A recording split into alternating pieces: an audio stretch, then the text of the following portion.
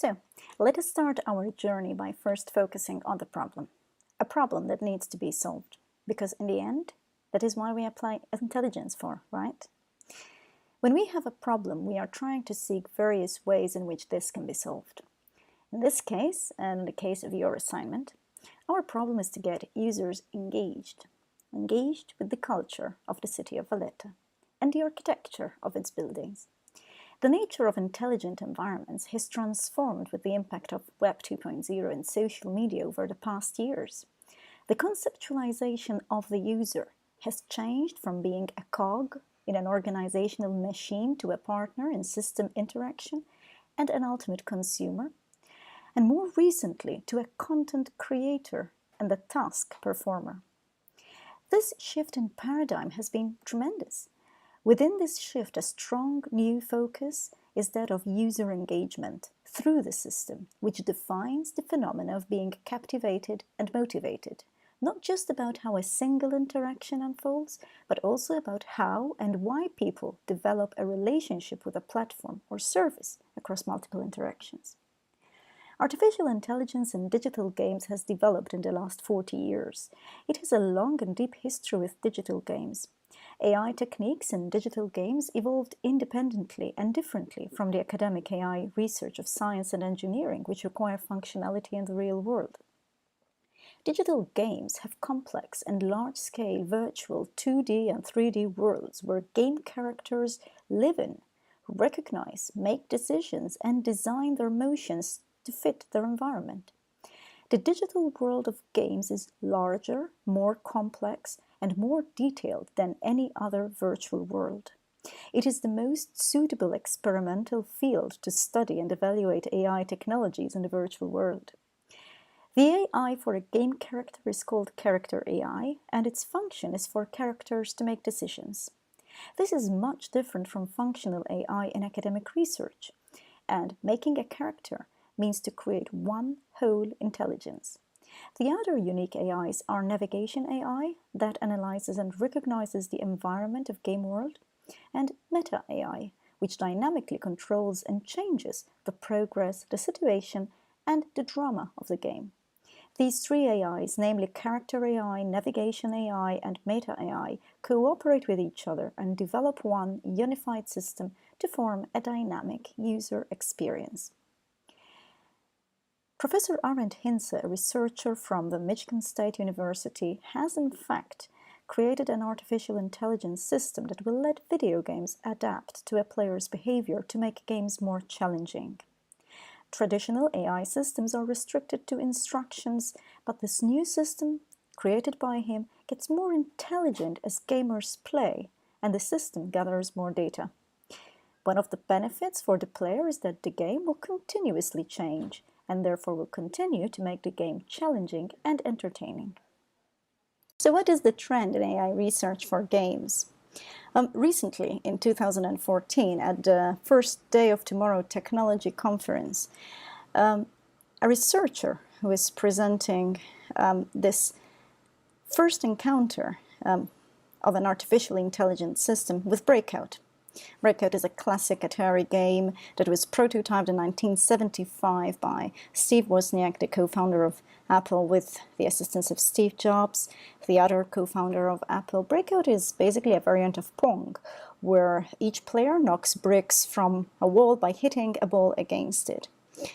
The gist of it was that after half an hour of play, the AI was playing terribly. It was missing, trying to move its pedal toward the wall.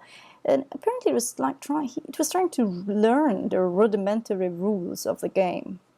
After about 30 minutes, some 200 hits later, the AI has become an amateur. In fact, the audience, starts loving this. It's cool. The AI is indeed learning.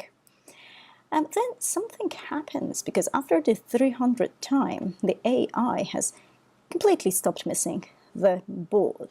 But it does something beyond not missing the ball. What happens is that it uses 4 quick rebounds, drilling a hole through the left-hand side of the wall above it. It executes a killer bank shot, driving the ball into the hole and to the other side, where it ricochets back and forth, destroying the entire wall from within.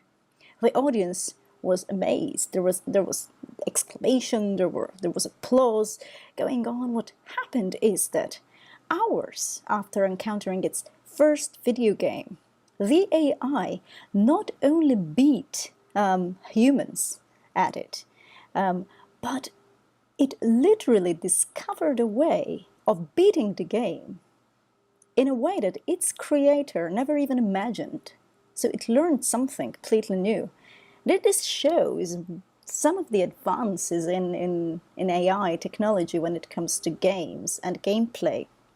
But then we also discuss a little bit about why choose games, what's in games, what incentives do games have to offer gamers. And I shall take a little bit of a deviation here to speak a little bit about motivation and engagement, because, as you know, in the first place we started trying to solve this problem of having user engagement. So what happens in games? We refer to social psychological incentives. Some of these social psychological incentives we discuss are social facilitation and social loafing. What happens in social facilitation refers to the tendency of people to perform better on simple tasks while under someone else is watching. So rather than when they are alone or when they are working alongside other people, social loafing effect is the phenomenon of people making less effort to achieve a goal when they work in a group rather than when they are alone, because they feel that their contributions are not valued enough. This is often seen as one of the main reasons why a group is less productive than the combined performance of members working alone. Now, what we want is to take the advantage of the positive social facilitation, avoiding the negative social loafing,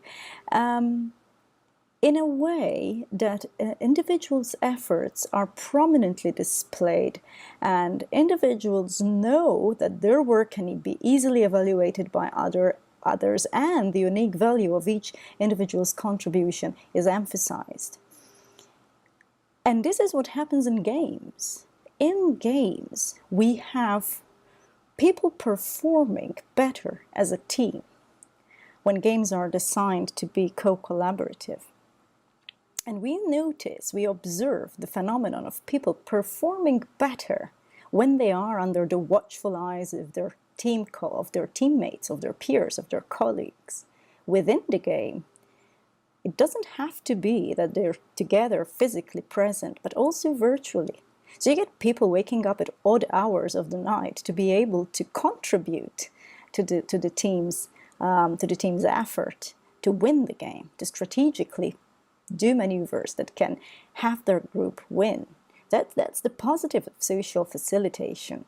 And then when it comes to social loafing, games bring out the value in everybody. Games are designed experiences that literally give everybody that sense of belonging. Well, when I say games are designed, good games, good designs bring out that experience. So when it comes to game design, we know that the affordances of computer technology allow for different types of games, more complex, detailed, audiovisual, and so on. And this makes designing such games slightly different. Slightly because the same principles of design can be applied to all sorts of games, really and truly. So you can have card games, board games, gambling games, to digital games, virtual worlds. All games can be perceived as meaningful to some extent. Additionally, games can have a profound effect on the society at large in, for example, the attitudes and the ways of thinking and working and behaving. The generations that are growing up digitally, who amongst many other names are referred to as the net generation, the digital natives, you've heard of the Homo sapiens or simply the game generation, they will fundamentally change and or demand to change the way we work. Whether this will happen and to what extent remains to be seen. Nonetheless, the facts show that more and more people, not only children and not only abroad, but even here in Malta, play games, and they do so anywhere and any time.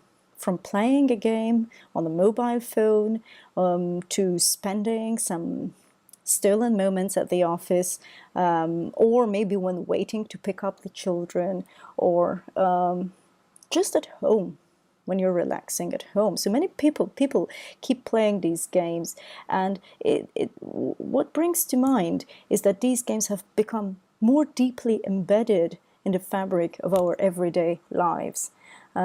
Of course, this will have its consequences in society, and it also means that the phenomenon of games can be seen from a sociological perspective as being quite meaningful, in the sense that they will have an impact on society, and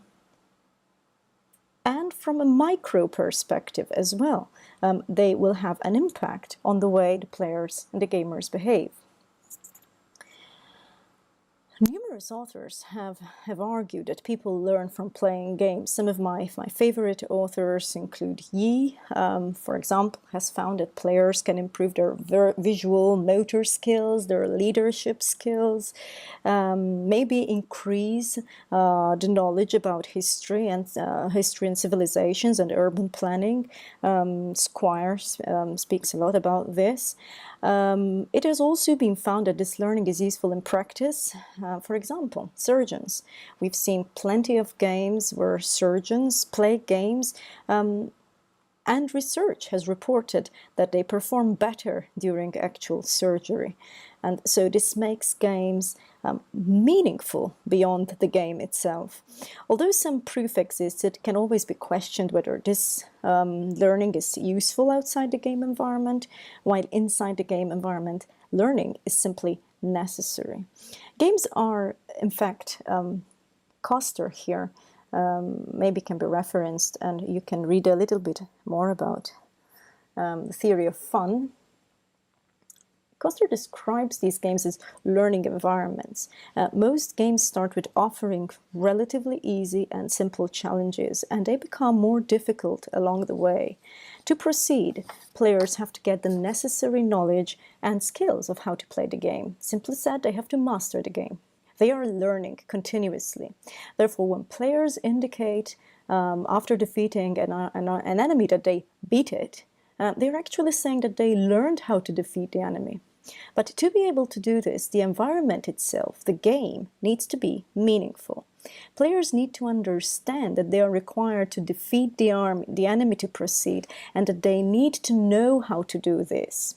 If the game does not allow for any of such understanding, it becomes incomprehensible and therefore unplayable. This is something that you really need to think about when you're designing your game. This means that any game must be meaningful to be played at all. While a game must be meaningful in itself, what we mean is to take the meaning beyond the game. In other words, a meaningful game is one which has an impact on real-world activities. Okay? Such a game may or may not have been designed with this purpose in mind. Okay, games with purpose, what are they? Any game is designed with a purpose in mind. I mean, at least financially, maybe artistically. However, what we mean by a game with a purpose is that it may have a non-entertainment purpose.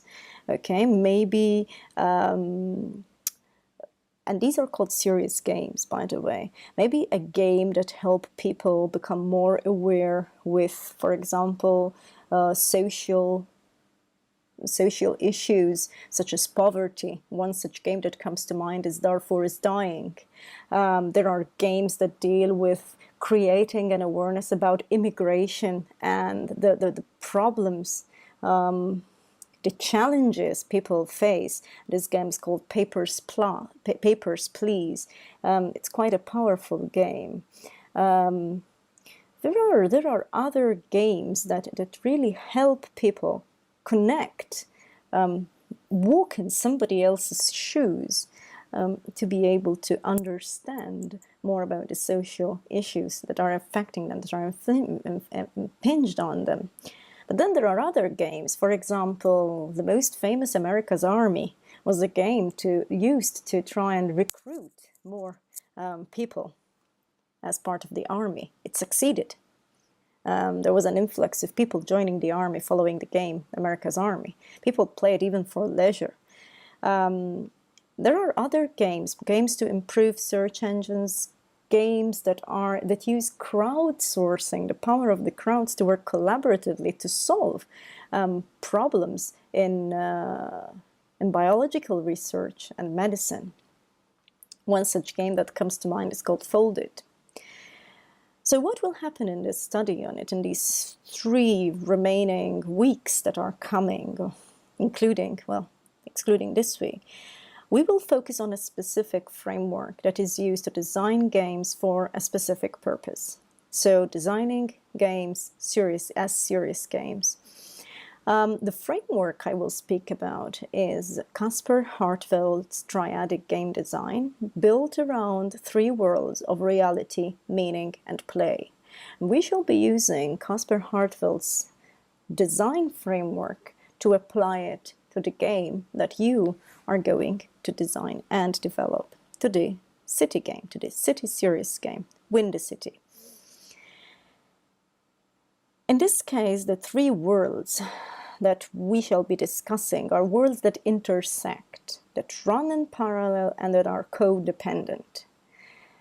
There will not be a good serious game design if one of these worlds is missing, because there will be an imbalance. The balance in the serious game design is achieved through juggling these 3 worlds, the world of reality, meaning, and play. So what does it mean? What do they all mean?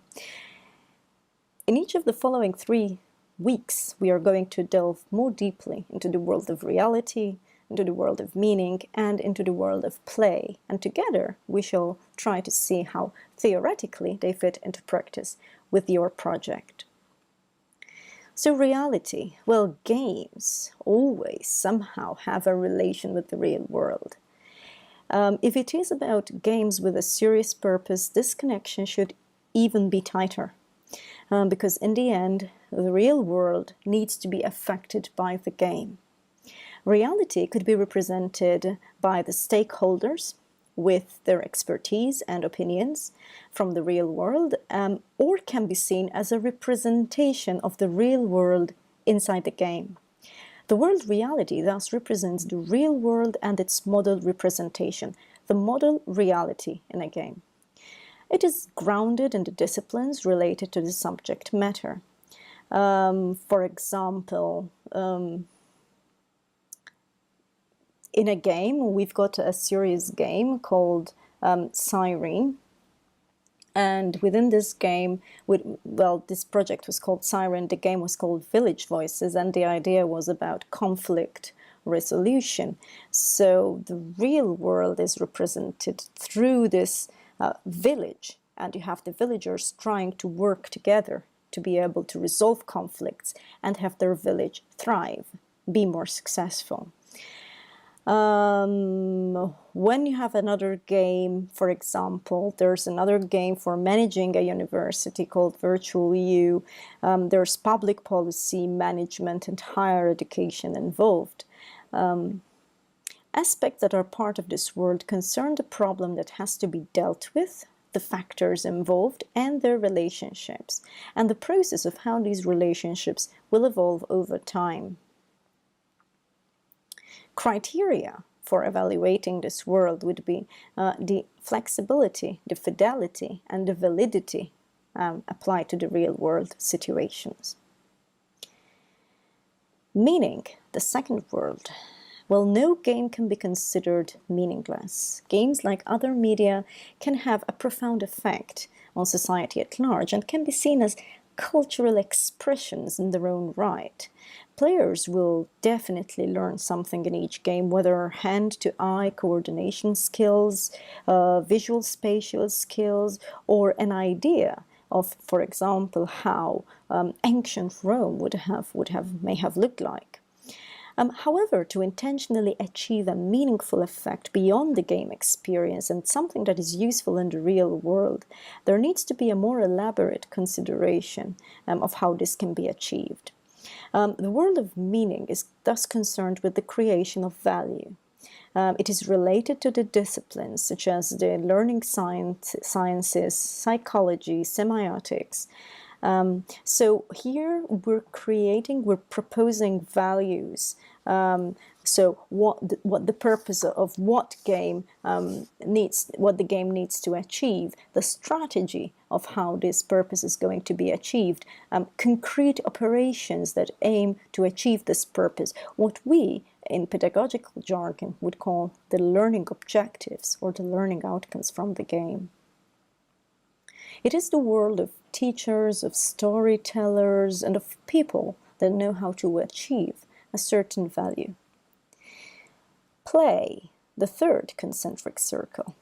Aside from being related to a real world and having meaning, games are first and foremost a medium for having fun.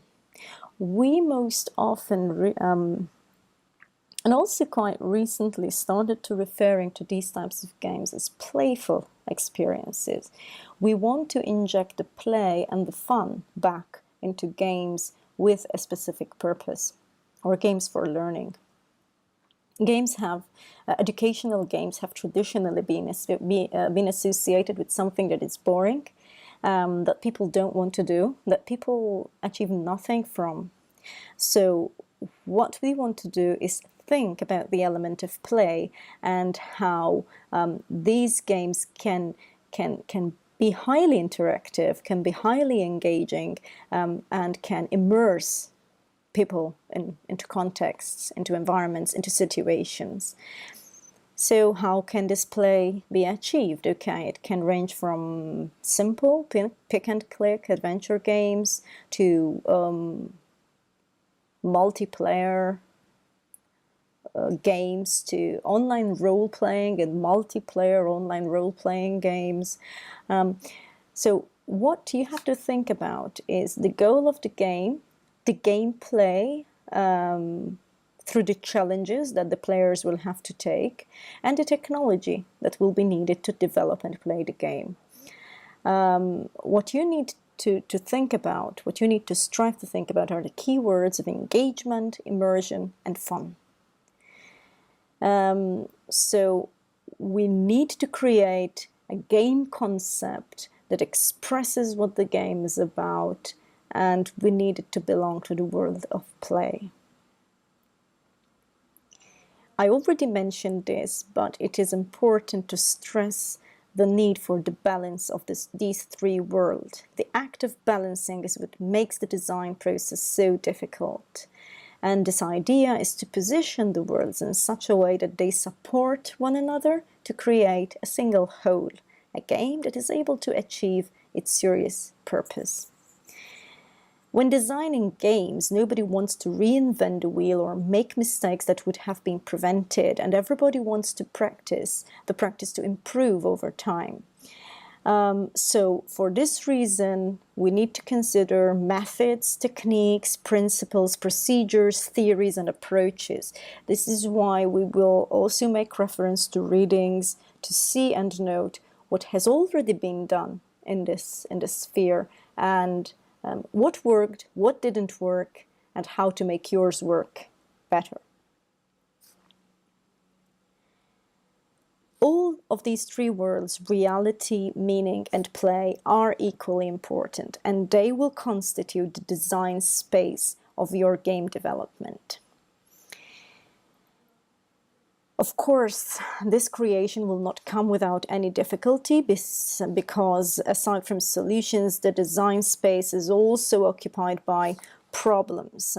In fact, these game design problems can be related to each world, because designing we go back to the phrase I started with in this video. Designing is all about providing solutions to problems, to identified problems. So this is where you're going to find your solution to your problem, in this design space, the concentric circles. So let's balance these three worlds, so, finding a solution that will be most satisfactory for all the worlds, and making choices that compensate each other. That is all for the lecture side from today. I urge you to look at the videos, read through some of the literature that has been posted on the VLE, and contribute your discussions in terms of the literature that has been presented. More information about the discussion boards can be found in the VLE. Thank you.